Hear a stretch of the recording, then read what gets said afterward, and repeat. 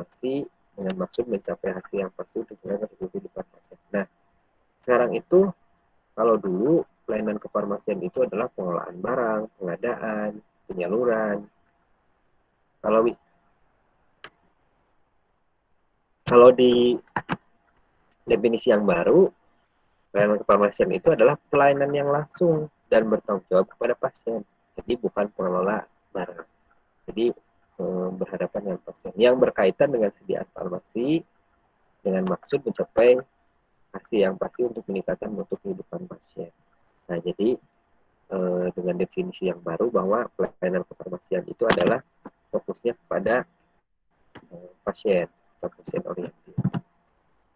Nah, ini masih definisi-definisi sama lah ya dengan kemarin yang pernah kita uraikan di Undang-Undang Tenaga Kesehatan, kemudian di pengantar undang-undang bahwa tenaga kefarmasian itu terbagi menjadi dua. Yang pertama adalah apoteker, yang kedua adalah tenaga teknis kefarmasian.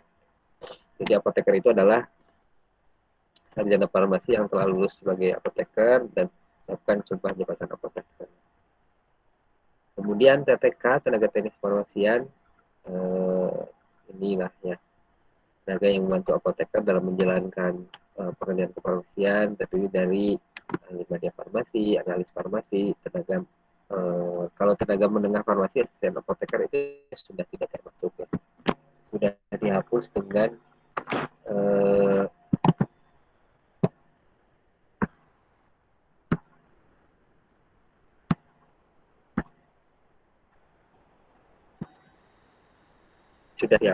undang-undang kesehatan yang baru. Jadi untuk ini kita sudah bahas kemarin ya. Untuk SMK Farmasi disebutnya itu Aspakes, asisten tenaga kesehatan, dan bukan tenaga kesehatan. Jadi lulusan SMK Farmasi yang sekarang itu bukan tenaga kesehatan. Kalau misalkan semenjak tahun 2020, karena pada Undang-Undang Tenaga Kesehatan tahun 2014 menyatakan bahwa semenjak 4 tahun semenjak undang-undang ini dibuat, bahwa tenaga teknis kefarmasian itu adalah minimal D3. Nah, secara garis besar bahwa ini beberapa definisinya. Ini kita bicara di apotek. Apoteker dalam pelayanan kesehatan itu adalah tenaga kesehatan yang ahli di bidang kefarmasian. Harusnya ini menjadi kita ini yang tahu di bidang obat. Nah, kita bicara obat, kita bicara farmasi. Bicara obat, bicara apoteker. Nah, dalam sistem kerjanya itu, apoteker berkolaborasi dengan pasien, dokter, dan tenaga kesehatan lainnya. Jadi, di sini kolaborasi. Kalau dulu memang pandangan dokter itu, pandangan sejawat kita dokter, bahwa apoteker itu adalah pelayan dari dokter, hanya menyiapkan obat dari dokter. Dalam paradigma yang sekarang tidak seperti itu, bahwa dokter, apoteker, dan tenaga kesehatan lainnya berdasarkan Undang-Undang Tenaga Kesehatan nomor 16 itu adalah setara. Jadi memberikan asuhan sesuai dengan keahliannya. Kalau misalkan perawat, ya asuhan perawatan. Gizi itu asuhan gizi. Farmasi, asuhan kefarmasian. Dokter ya asuhan medis. Jadi semuanya mempunyai peran yang sangat penting. Kemudian sebetulnya apoteker itu pekerjaannya atau prakteknya itu adalah mengoptimalkan manajemen pengobatan dalam rangka meningkatkan outcome kesehatan yang positif, seperti misalkan peningkatan kepatuhan minum obat. Di kita itu kan banyak sekali pasien yang memang seumur hidupnya atau penyakit yang memang seumur hidupnya itu harus mengkonsumsi terapi. Contoh diabetes, kemudian hipertensi. Kalau yang sudah geriatri itu harus patuh minum obat secara terus-menerus. Nah, ini menjadi masalah, drug related problem, masalah yang terkait dengan obat. Apa masalahnya? Yang pertama, yang paling basic, yang paling mendasar adalah kepatuhan minum obat.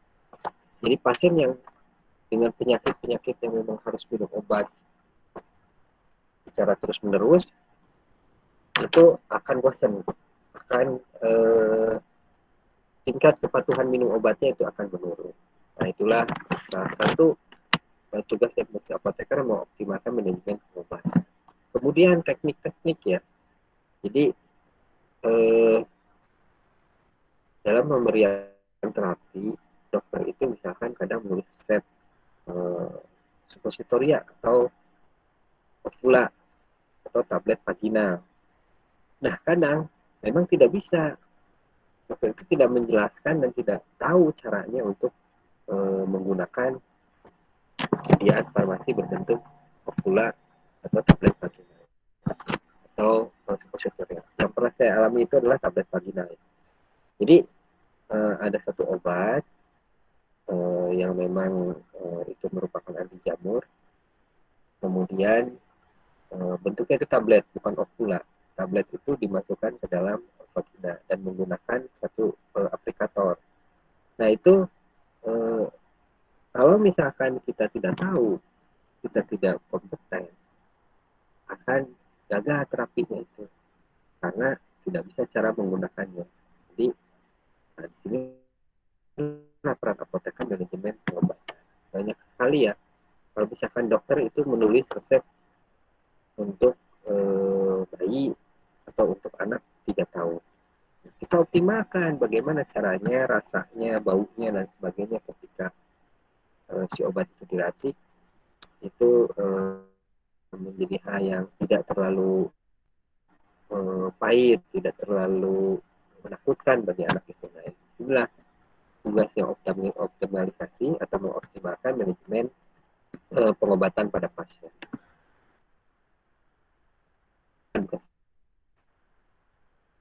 Yang bertanggung jawab dari obat. Nah, di sini ini kolaborasi. Selama ini kalau di apotek itu terkesannya hanya jualan obat. Jadi apotek adalah tempat jualan obat. Image masyarakat itu sama juga seperti toko onderdil itu adalah tempat jualan suku cadang kendaraan. Nah, apotek adalah tempat toko obat atau di mana obat itu dijual, tempat jual beli obat. Nah, paradigma ini harus diperbaiki oleh teman-teman generasi baru sekarang yang sekarang kuliah. Ini harus diperbaiki paradigmanya, sehingga ketika berpraktek itu apoteker itu punya marwah, punya pride, punya kebanggaan. Nah, kita lihat realitanya. Ini bukan kata saya ya, ini kata Badan POM.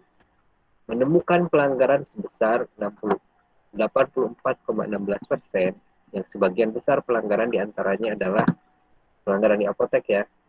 1. Menyalurkan obat keras ke pelayanan ilegal. 2. Obat kadaluarsa, menjual obat kadaluarsa. 3. Menjual obat keras tanpa resep dokter. Nah, ini problem ya, problem di yang ada di apotek, bahwa Badan POM menemukan pelanggaran itu yang paling besar adalah 1. Menyalurkan obat keras ke pelayanan ilegal. Nah, di sini apakah si obat itu dijual untuk dibikin bahan baku jamu, atau misalkan obat itu disalahgunakan. Contoh, kita telah bahas mengenai OOT ya, obat-obat tertentu.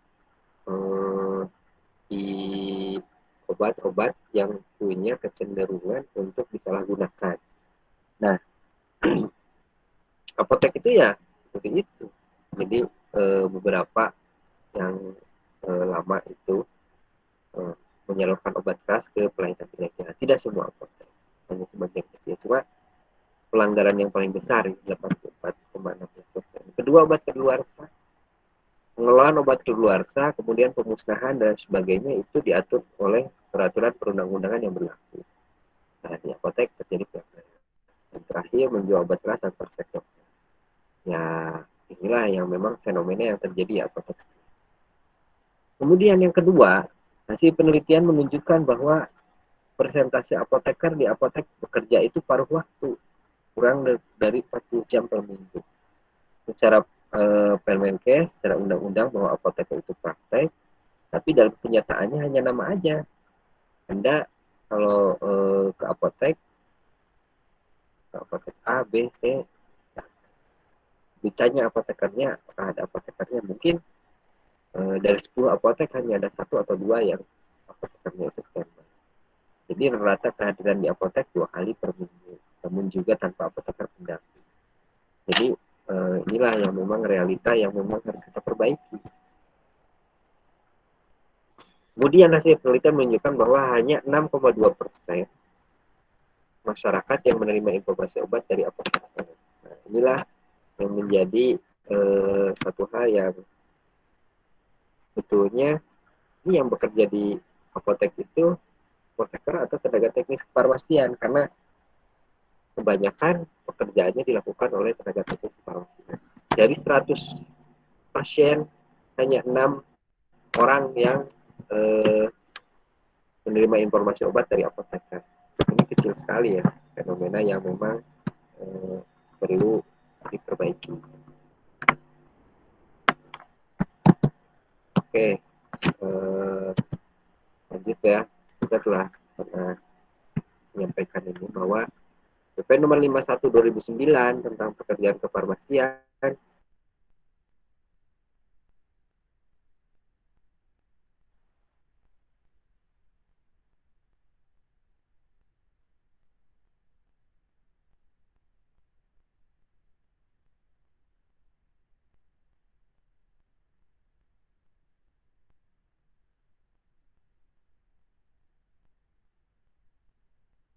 tujuan kriteria pelayanan farmasi ini outcome-nya apa?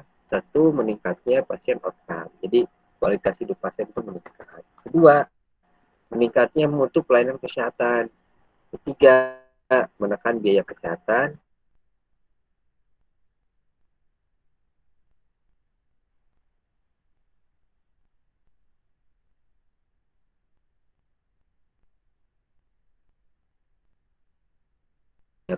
Cara penggunaan obat yang baik, kemudian penyimpanan, kemudian aturan pakai dan sebagainya dengan melaksanakan PIO minimal pelayanan informasi obat. Ini pasien jadi mengerti nih bahwa obat ini tidak boleh disimpan di suhu ruang, misalkan bahwa cara minum obat seperti